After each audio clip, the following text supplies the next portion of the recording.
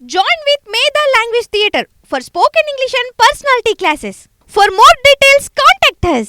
నమస్తే, నా పేరు Krishnamraju VVR, president Andhra Pradesh editors association. ఆంధ్రప్రదేశ్లో మనం ఒక కొత్త నారా చంద్రబాబు నాయుడు గారిని చూస్తున్నాం. గతంలో ఆయన ముఖ్యమంత్రిగా వ్యవహరించిన తీరు, ఈ 100 రోజుల్లో ఆయన వ్యవహరించిన తీరులో చాలా స్పష్టమైన తేడా కనిపిస్తుంది. చంద్రబాబు నాయుడు గారిలో అగ్రెసివ్నెస్ పెరిగింది.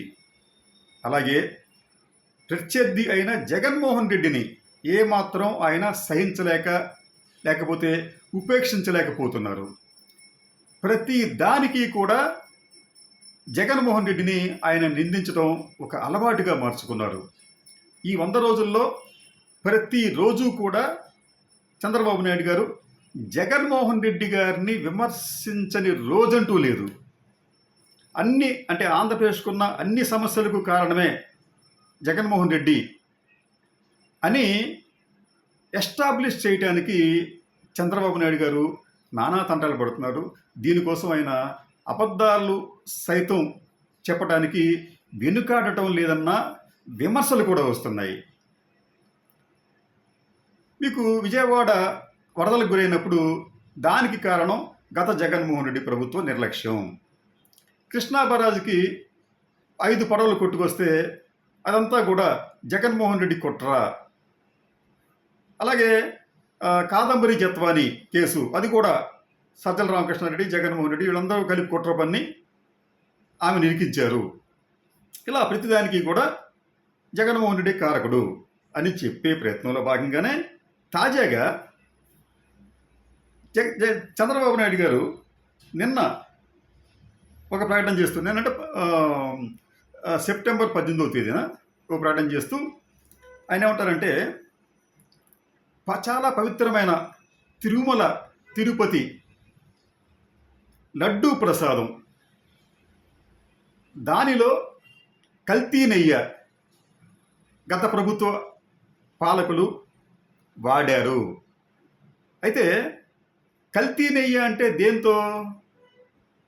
ఆయన చెప్పింది ఏమిటంటే యానిమల్ ఫ్యాట్, అంటే పశు కళేబరాల కొవ్వుతో కూడిన ఆయిల్స్ను నెయ్యిలో కల్తీ చేశారు, ఆ నెయ్యితో లడ్డూలను తయారు చేశారని చాలా తీవ్రమైన అభియోగాన్ని చంద్రబాబు నాయుడు గారు మోపారు. ఇది దేశవ్యాప్తంగా ఒక పెద్ద చర్చనీయాంశంగా మారింది. హిందువుల మనోభావాలను జగన్మోహన్ రెడ్డి, అంటే ఆయన క్రిస్టియన్, జగన్మోహన్ రెడ్డి హిందువుల మనోభావాలను దారుణంగా దెబ్బతీశారు అని ప్రజలు అనుకునేలాగా, ముఖ్యంగా హిందూ ధర్మాన్ని పాటించేవారు అలా అనుకునే విధంగా చేయడంలో చంద్రబాబు నాయుడు గారు 100% సక్సెస్ అయ్యారు. ఆయన మాటల్లోనే నిన్న చెప్పిన దాని ప్రకారం తిరుమల లడ్డూ కూడా నాసిరకం. నాకైతే ఆశ్చర్యం వేస్తోంది. వెంకటేశ్వర స్వామి పవిత్రత దెబ్బతీశారు. కడాన అన్నదానంలో క్వాలిటీ ఫుడ్ లేకుండా చేశారు. దేవుడి దగ్గర పెట్టే ప్రసాదంలో నాసి రకమైన ఇంగ్రీడియంట్స్ కాకుండా యానిమల్ ఫ్యాట్ కూడా వాడారు. దేనికి? ఘీకి బదులుగా అన్నది చంద్రబాబు నాయుడు గారి ప్రకటన.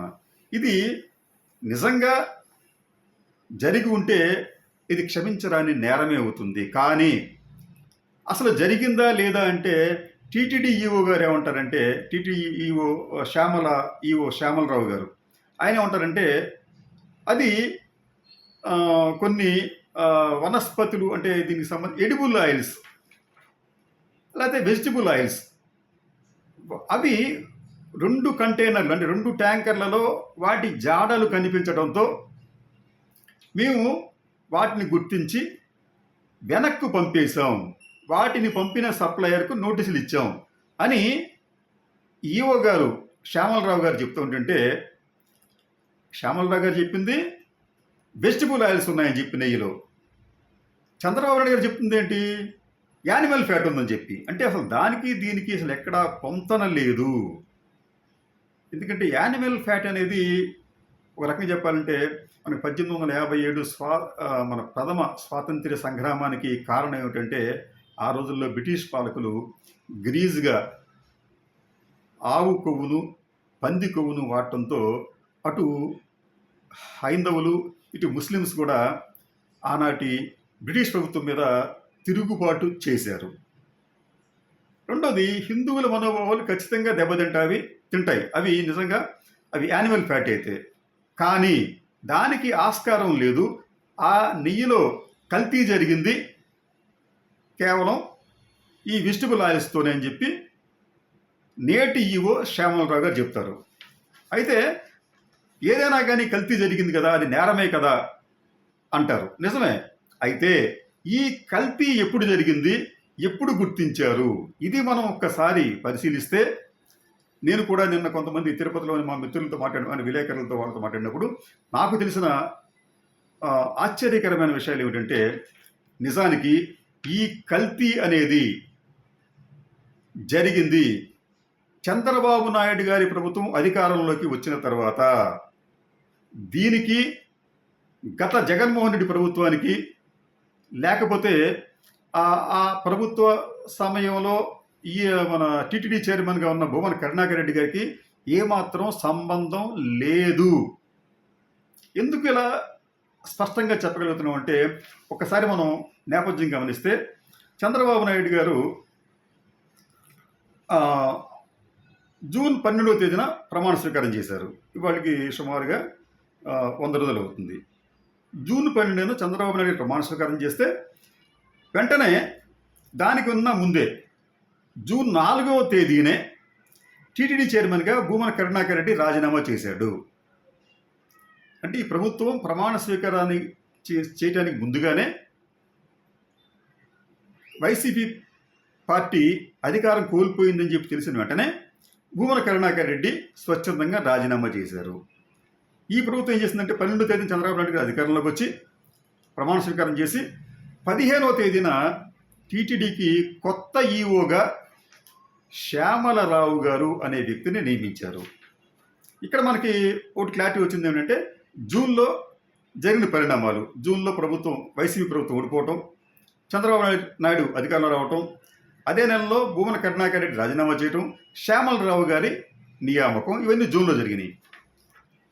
అయితే ఆశ్చర్యకరంగా జూన్ చివర అలాగే జూలై మధ్య భాగంలో వచ్చిన నేతికి సంబంధించి ఈ వివాదం అంతా కొనసాగుతుంది.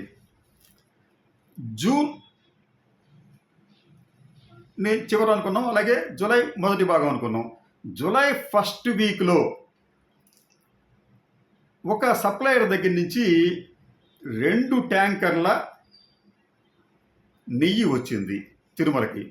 నిజానికి తిరుమలకు ప్రతిరోజు కూడా 15 నుంచి 16 టన్నుల నెయ్యి అవసరం అవుతుంది. 15 నుంచి 16 టన్నులు.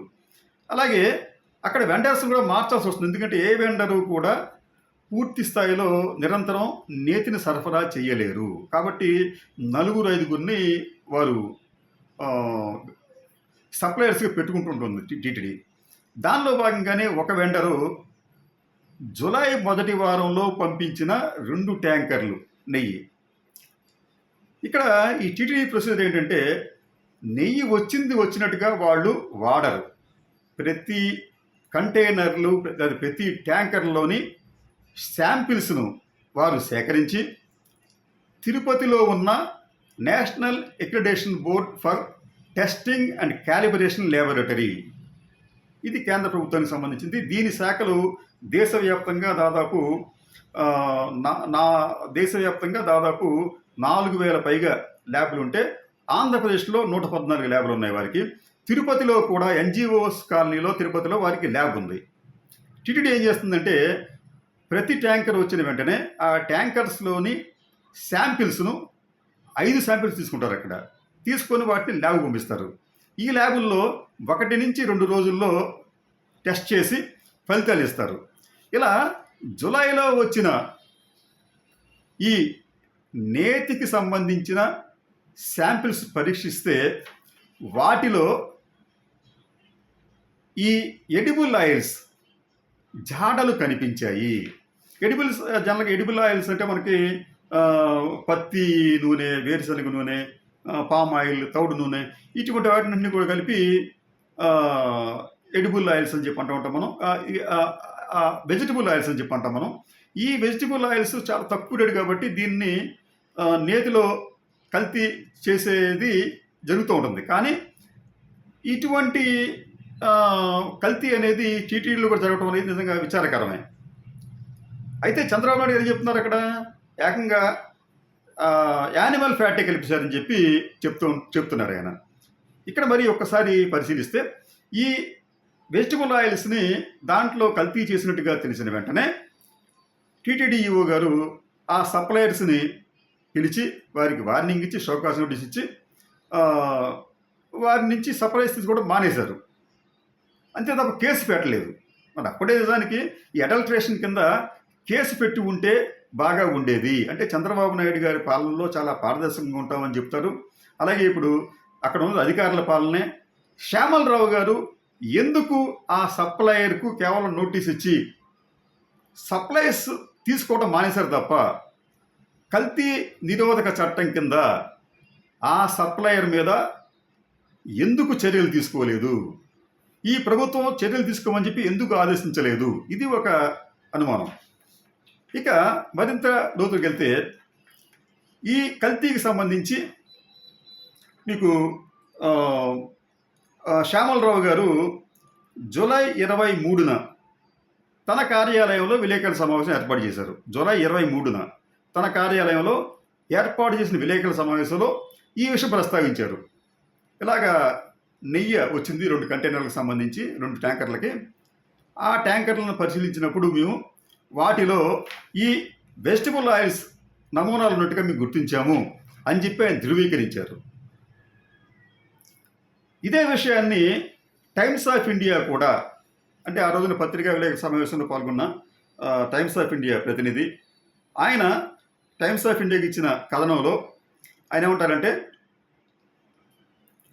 TTD EO noted that 2 tankers of ghee were returned after the lab tests confirmed that the ghee supplied to the TTD was adulterated with vegetable oils. చాలా స్పష్టంగా ఈఓ ఏం చెప్పాడు శ్యామలరావు గారు? ఇది వెజిటబుల్ ఆయిల్స్తో కల్తీ చేశారు అని చెప్పారు. అయితే ఆయన ఎక్కడా కూడా యానిమల్ ఫ్యాట్ అనే మాట వాడలేదు. కానీ చంద్రబాబు నాయుడు గారు మాత్రం దీనిని మార్చి అక్కడ దానికి పశువుల కొవ్వుతో చేసిన నూనెలను వాడారు అని చెప్పి చెప్పటం ఎంతవరకు సమంజసం? ఈ 23వ తేదీన ఆయన ప్రెస్ మీట్ పెడితే 24వ తేదీన వెబ్సైట్, అంటే టీటీడీ వెబ్సైట్లో కూడా దీన్ని ఇదే అంశాన్ని వాళ్ళు పబ్లిష్ చేశారు అక్కడ. అయితే అక్కడ మాత్రం కల్తీ జరిగింది అని చెప్పారే తప్ప ఈ వెజిటబుల్ ఆయిల్స్తో కల్తీ జరిగిందని చెప్పి చెప్పలేదు. ఇది ఒక ఇది కూడా చిన్న వివరణ తీసుకోవాలి, మనం గమనించాలి. ఎందుకంటే విలేకరుల సమావేశంలో వెజిటబుల్ ఆయిల్స్ అని చెప్పిన ఈవో గారు దాన్ని యాస్టీస్గా ఇక్కడ చెప్తే బాగుండేది. ఆయన వెబ్సైట్లో కూడా, అధికారికంగా ఉన్న వెబ్సైట్లో కూడా కల్తీ జరిగిందని చెప్పాడే తప్ప ఈ వెజిటబుల్ ఆయిల్స్తో కల్తీ జరిగిందని చెప్పి చెప్పలేకపోయాడు. కానీ ఇది సప్లయర్ తప్పే కాదు, ఆ సప్లయర్ మీద చర్యలు తీసుకోకపోవటం కూడా తప్పే. ఇటువంటి కల్తీ నేతిని సరఫరా చేసినందుకు ఆ సప్లయర్ మీద ఎందుకు పోలీసుల కేసు పెట్టలేదు? ఎందుకు చంద్రబాబు నాయుడు గారి ప్రభుత్వం ఉదాసీనంగా వ్యవహరించింది? ఎందుకు ఇప్పుడు దీని మీద జాతీయ స్థాయిలో ఒక రగడకు కారణమైంది? ఇవన్నీ చూస్తూ ఉంటుంటే చంద్రబాబు నాయుడు గారు ప్రతిసారి కూడా తన వైఫల్యాలను ఇతరుల మీదకు నెట్టివేసే ప్రయత్నాన్ని చేస్తున్నారేమో అనిపిస్తోంది. మనం ఈ మొత్తం మీద ఈ నేతికి సంబంధించిన వివాదాన్ని పరిశీలిస్తే ఎక్కడా కూడా యానిమల్ ఫ్యాట్ వాడినట్లుగా లేదు. ఆ నేతిలో కల్తీ చేసింది వెజిటబుల్ ఆయిల్స్ అని చెప్పి ఈఓ గారు చెప్పారు. అయితే అలా కల్తీ చేసిన సప్లయర్ మీద క్రిమినల్ చర్యలు తీసుకోలేకపోవడంలో టీటీడీ ఎందుకు వైఫల్యమైంది? చంద్రబాబు నాయుడు గారు ఎందుకు ఇది యానిమల్ ఫ్యాట్ అని చెప్పి ప్రచారం చేస్తున్నారు? కాబట్టి ఇదంతా చూస్తామంటే నిజానికి ఇంకో విషయం కూడా మనం ఫైనల్గా చెప్దాం. అసలు చంద్రబాబు నాయుడు గారు చెప్పిన ప్రకటనకి ఆయన కట్టుబడి ఉంటాడా? కట్టుబడి ఉంటే ఏ కన్సైన్మెంట్లో వచ్చిన నేతిలో ఈ యానిమల్ ఫ్యాట్ ఉందో ఆయన ప్రజలకు చెప్పాలి. అసలు అది యానిమల్ ఫ్యాటే కాదా అని కూడా చెప్పాలి. చెప్పకపోతే ఆయన నిజాయితీ నిబద్ధత మీద కొంతమందికైనా సందేహం కలగటం ఖాయం.